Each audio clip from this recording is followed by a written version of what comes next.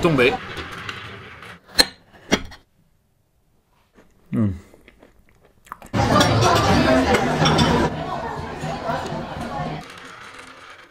Le client est roi. Faire ça. Et il n'y a rien qui tombe. Et là, on monte, on monte, on monte. Minasan, bonjour. Charles-Henri Dess. Comment allez-vous depuis le temps? Osashiburi Dess. Aujourd'hui, quel dessert? Vous voyez bien, le marron, la châtaigne. On va faire le Mont Blanc. Voilà, ce dessert que vous aimez tous ici au Japon. Première étape, on va aller manger le Mont Blanc dans une pâtisserie à Tokyo. Ensuite, on va faire le Mont Blanc, le vrai Mont Blanc avec des vraies châtaignes, pas des châtaignes déjà achetées en pot, avec les vraies châtaignes. On va le faire mais de la façon classique. Et la troisième étape, eh ben écoutez, je referai un Mont Blanc encore, mais ça sera un Mont Blanc, ça sera mon Mont Blanc en fait. C'est le Mont Blanc que je vends à ma boutique qui est un peu différent, voilà, qui est avec des fruits, tout ça. Donc c'est parti. On est en plein mois de novembre, c'est un temps exceptionnel encore. Il fait super beau, il doit faire 20 degrés, plus de 20 degrés. C'est top. On est parti, on va aller manger ce Mont Blanc. On a trouvé une boutique qui nous autorisait à filmer, donc on part tout de suite. Ikimasho, minasan, c'est parti, on y va.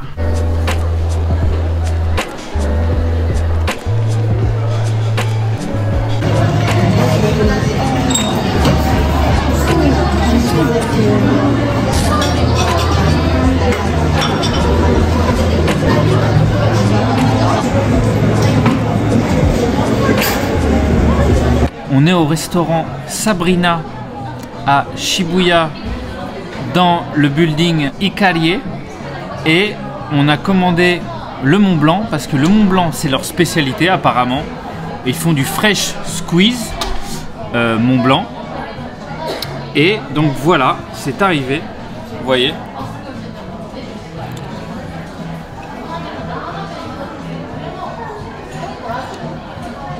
Au premier point de vue, ça a l'air d'être des marrons frais. En plus, il y a un marron par-dessus, ça a l'air d'être sympa. Donc, on va voir ça, mais c'est assez. Là, c'est vraiment le Mont Blanc traditionnel japonais. Vraiment. C'est parti pour la dégustation.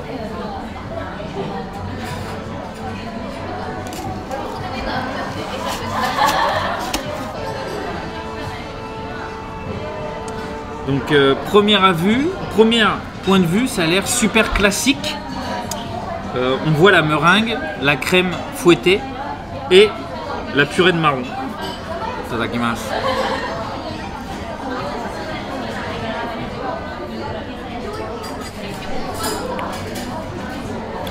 À l'intérieur, il y a une meringue très croustillant. Il y a de la crème chantilly. Mais il y a aussi de la glace vanille au milieu. La crème de marron.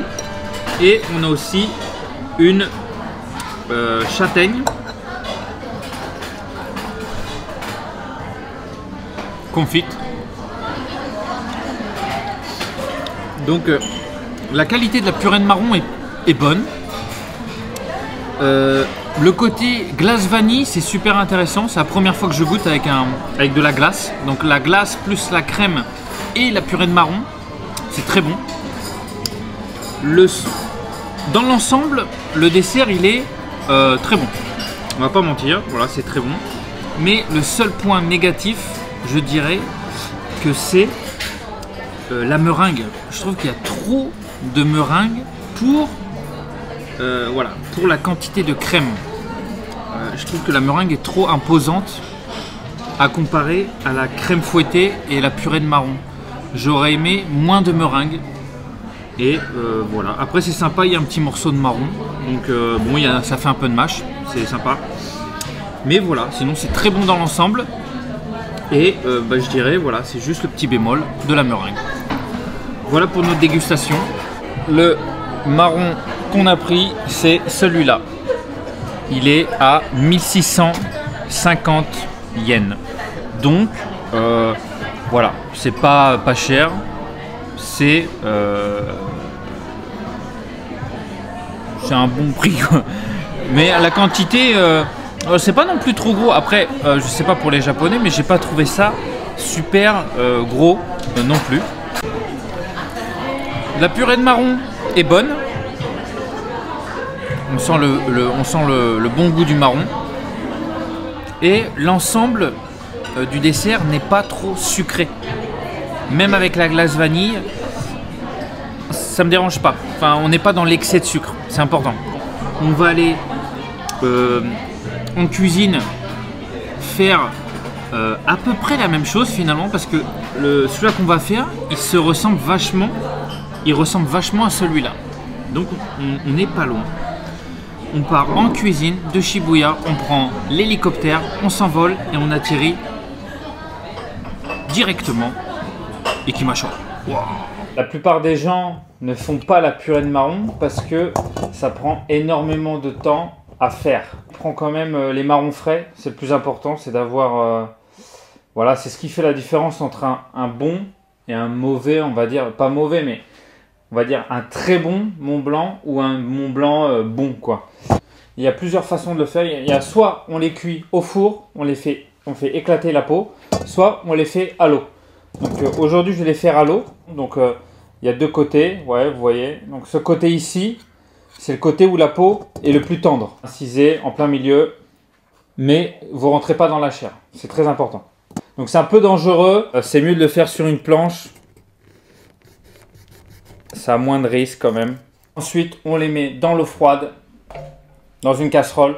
On va les cuire 5 minutes après l'ébullition. Donc on a une belle ébullition, ça commence à bouillir. Ça fait 5 minutes que le marron bout, on débarrasse. Donc la première peau, c'est assez chaud. Si vous pensez qu'elle est molle, coupez-la en deux. Pour vérifier s'il n'y a pas des vers. Nous aujourd'hui on va faire de la purée, donc qu'elle soit cassée ou pas, il n'y a pas vraiment d'importance parce qu'on va tout mixer avec un sirop. On va en garder quelques-unes belles pour la décoration du dessus du Mont Blanc. On a fini d'éplucher, on a 1 kg de châtaignes épluchées. On va faire un sirop, on va prendre 380 g de sucre. Et on va ajouter 400 g d'eau.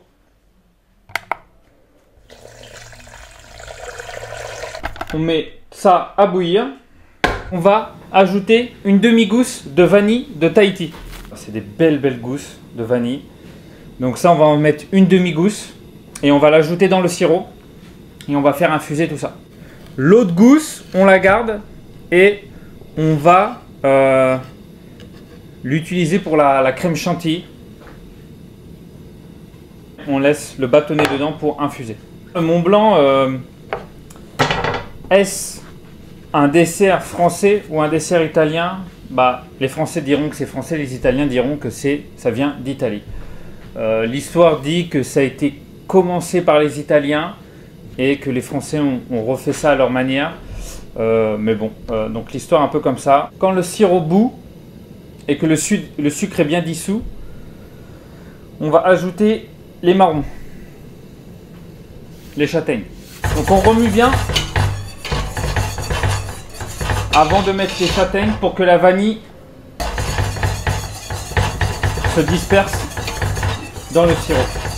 On va ajouter nos châtaignes, donc épluchées. Voilà. Hop. On laisse confire pendant, on va dire, 10 minutes. Comme ça. Ensuite, on va éteindre le feu jusqu'à temps que ça redescende en température. On récupère nos châtaignes. On rajoute 100 g de lait.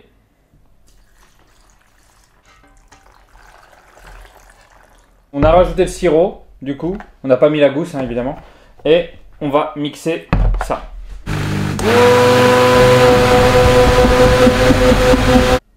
Quelle belle crème. C'est mes petites châtaignes entières. Je les ai remis dans le sirop qui est resté. Donc là, il ne reste pas beaucoup de sirop, hein, on va dire. Il reste 100 g de sirop. Vous pouvez rajouter les 100 grammes si vous ne voulez pas garder des châtaignes entières. Avant utilisation, je vais refaire bouillir avec le sirop une fois, redescendre en température et elles seront prêtes. On va faire une meringue française. Donc, on prend des blancs d'œufs tempérés qui sont restés dehors. En fait, c'est plus facile à monter. Donc, on met nos blancs d'œufs. Là, on a 110 grammes de blancs d'œufs. Une toute petite pincée de sel. Ça aide à monter les blancs. On va faire légèrement mousser, très peu. Dès que ça mousse un peu, on va ajouter le sucre. Les blancs ont un peu moussé, on va ajouter le sucre. 200 g de sucre. Finalement, on va mettre 180 g. On va pas mettre trop sucré. Donc 180 g de sucre. Et là, on monte, on monte, on monte. Ce qu'on veut avoir, c'est un bec d'oiseau. C'est-à-dire qu'on va prendre le fouet et que ça fasse un bec d'oiseau. Ça veut dire que notre meringue est prête. Donc là, on devrait être pas mal. Hein. On va regarder ça tout de suite. Ça, c'est le bec d'oiseau. Vous voyez? Donc c'est vraiment la forme d'un bec d'oiseau. Voilà. Vous pouvez aussi faire ça. Et il n'y a rien qui tombe. Voilà. Bon, si c'était tombé, j'aurais eu l'air d'un con avec tout le sucre sur ma tête. Voilà. Une poche à douille. On met une douille ronde, unie. On a un four assez puissant. Donc chez vous, peut-être pas. Mais je vais coller ma plaque. Donc je vais mettre un peu de meringue. Pour pas que ça s'envole. On va pocher un peu en freestyle, on va voir ce qu'on va faire. Une sorte de dôme, en fait, si vous voulez. Hein.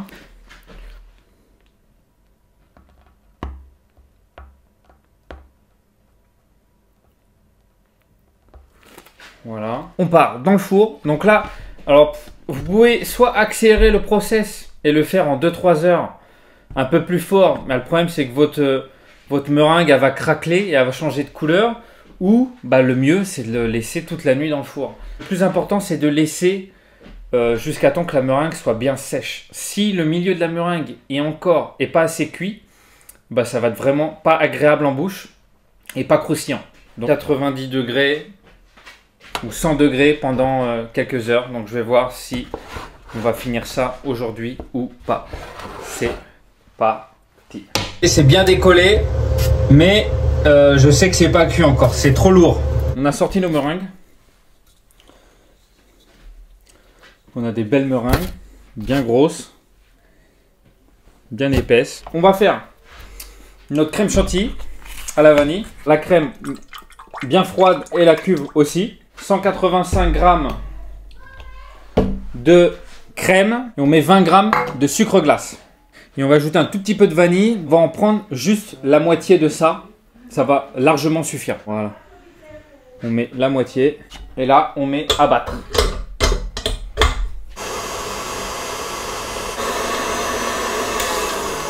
Elle est bien montée. Regardez, elle bouge pas. Normalement, on fait des crèmes plus légères, moins montées. Mais là, on veut un truc qui tienne bien. Et que vu qu'il n'y a pas de mascarpone, donc on a besoin d'une crème qui tient dans le temps. C'est parfait. Vanille, pas trop fort parce qu'on en a dans la purée de marron aussi. Donc on est léger en vanille, on est léger en sucre. C'est juste ce qu'il faut.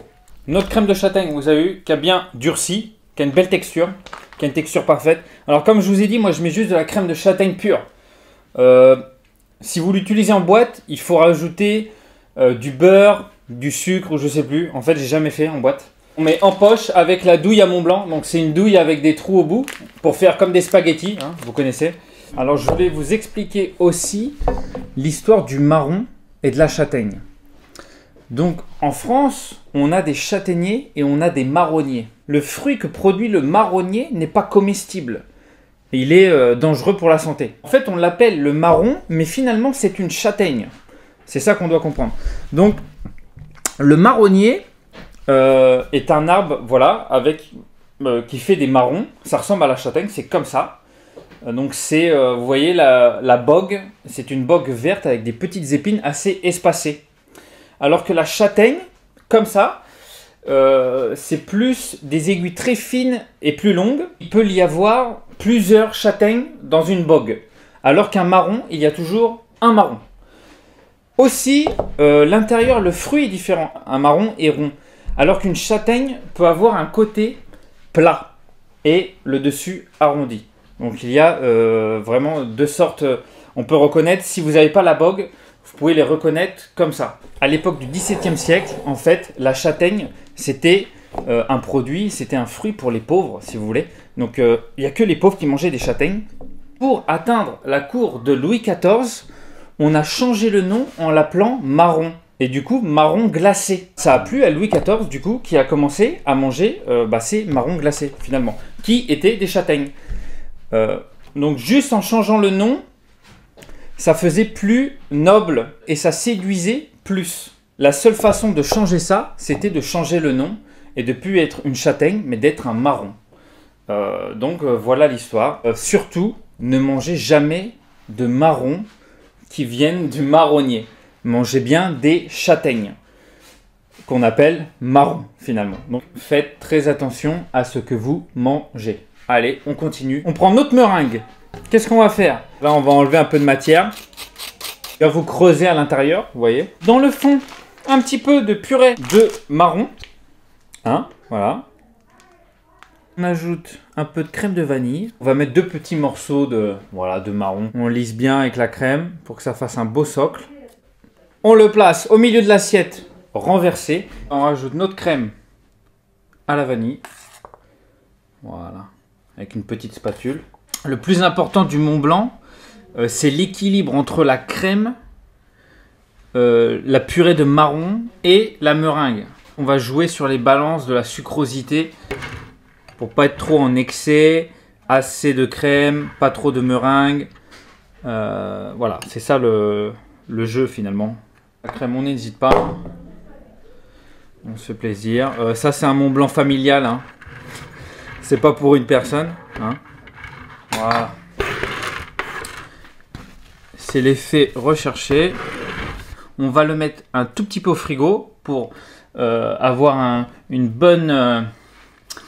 bon refroidissement rapide. On va commencer à pocher la purée de marron. Donc on commence à la base et on monte tout doucement. La purée de marron, c'est ce qui est bon. Ils sont bien brillants pour que ça fasse une belle pyramide bien haute.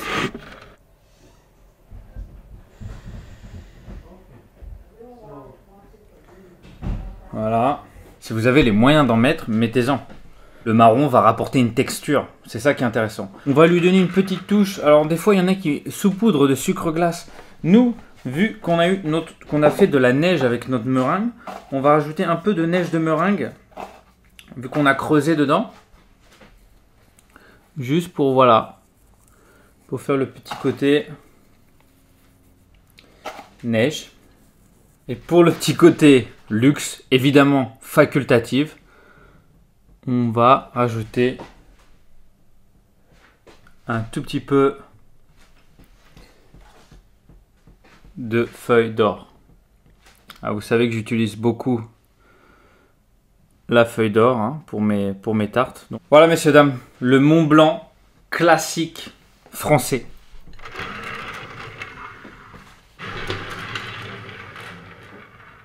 C'est parti pour la découpe.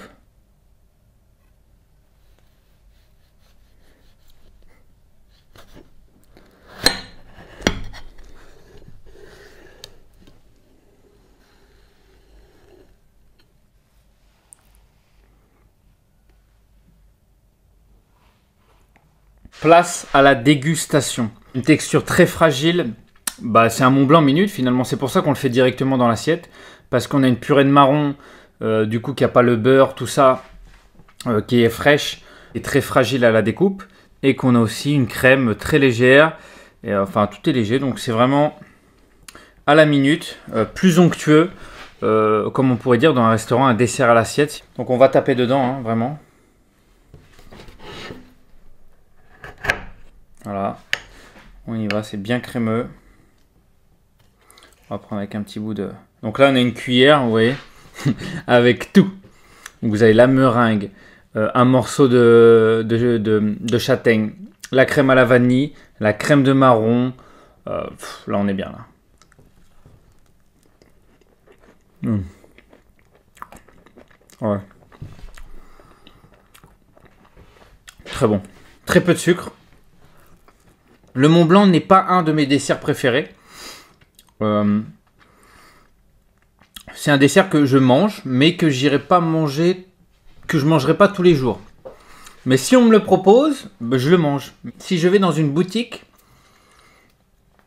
et qu'il y a différents gâteaux, je ne choisirai pas le Mont Blanc, logiquement. On a fini notre Mont Blanc, la recette classique, et on va attaquer le montage de mon Mont Blanc. C'est parti, on part sur notre kaki Mont Blanc. En direct. Fond de pâte sucrée. Il est bien doré, il est parfait. On va faire un lit de crème de marron. On y va généreusement. On étale notre crème. L'important, c'est toujours de jouer sur les textures. Sur un gâteau boutique, on veut servir quelque chose de léger, mais ça doit être un gâteau qui doit justement voyager, quoi. Donc c'est pas si simple. On va y ajouter nos marrons. Ils sont demi-glacés, on va dire. Je mets mes morceaux de marron. On n'hésite pas à en mettre. Hein. Le client est roi. Cette assiette est une assiette en porcelaine japonaise, faite à Gifu. On a fait nos assiettes, nos propres assiettes. Et en fait, l'assiette est dans la boîte. Donc, à chaque fois, le client reçoit l'assiette. Peut jeter la boîte parce que souvent on n'a pas de place à la maison, donc c'est vrai qu'on jette même les belles boîtes, on les jette, mais une assiette ça se garde à la maison, c'est un souvenir et c'est une assiette super plate, donc vous pouvez la réutiliser chez vous pour mettre du pain dessus, pour mettre de la charcuterie, du fromage, pour mettre ce que vous voulez, c'est assez joli, même pour faire vos desserts, c'est très beau. Et en dessous, vous voyez, on a un logo, on a le logo, voilà, donc une assiette en porcelaine bien blanche avec les petits voilà, la petite fleur dorée tout autour. Donc c'est sympa et c'est plus facile pour vous. Dès que vous recevez votre tarte chez vous, vous ouvrez la boîte, vous sortez l'assiette et déjà vous pouvez la couper dessus. Si vous voulez pas la mettre sur une planche ou quelque chose, vous avez déjà un beau support que vous pouvez mettre au milieu d'une table pour vos convives. Exactement. Ça c'est notre base. On a mis 15 minutes au frigo. Notre crème de châtaigne est prise. On a une compotée de kaki. Donc là, c'est juste des kakis avec un tout petit peu de beurre, cuit dans une poêle, compoté longtemps, sans sucre. Donc c'est vrai qu'aussi dans mes tartes, j'essaye d'utiliser le moins de sucre et plus de fructose. Donc le sucre du fruit, le maximum. Ça fait une compotée très sucrée. Et pour couper ça, je ramène des dés de kaki frais. Donc juste coupé dans un petit peu de jus de citron. Donc il va ramener un petit peu de texture et d'acidité pour couper le sucre du kaki. Je vais ajouter mes kakis. Kaki de Wakayama. Donc voilà, produit exceptionnel de Wakayama, Japon. Très très bon kaki. Et je ne sais pas si je l'ai dit avant, j'ai peut-être oublié, mais nos châtaignes sont de Tamba. Donc des très bonnes châtaignes aussi. Cette meringue est assez fine, donc je vais pas la farcir, je vais juste la disposer en plein milieu de notre tarte. Notre crème pâtissière montée avec de la crème fouettée. C'est beaucoup plus léger qu'une crème mousseline et beaucoup moins lourd en sucre qu'une crème Shiboost. Je place un petit peu de crème sur ma meringue. Je vais tourner autour de la meringue pour la recouvrir. Des tranches assez épaisses. Pour, encore une fois, la texture. Le kaki est très bon cru. Donc, on ramène de la texture. Donc, vous voyez, ça, c'est la base avant de couper. Donc, c'est une forme de triangle. Coupé en triangle. Donc, les parures, on a fait notre compote et notre petit cube de kaki frais. Et donc, on coupe des tranches, voilà, assez épaisses. On va monter toutes nos tranches tout autour pour arriver à une belle hauteur de kaki. Là, on a fait notre premier étage. Vous voyez. Donc, c'est notre base. Le plus délicat. Bien finir. Vous avez vu, c'est orange. Donc, c'est un jus de kaki frais. Épaissi avec une petite farine de tapioca pour accentuer le goût, mais en même temps pour protéger le fruit, quoi. Donc, l'or comestible en poudre.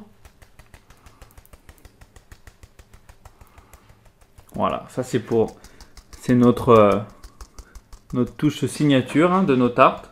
On n'en met pas énormément. Hein. On doit la placer au frigo au moins pendant 3 heures. C'est très fragile comme tarte. Avec notre assiette en porcelaine. Voilà, prête à être unboxée et délivrée. Très jolie boîte avec de l'or, des fleurs. On dirait presque une peinture.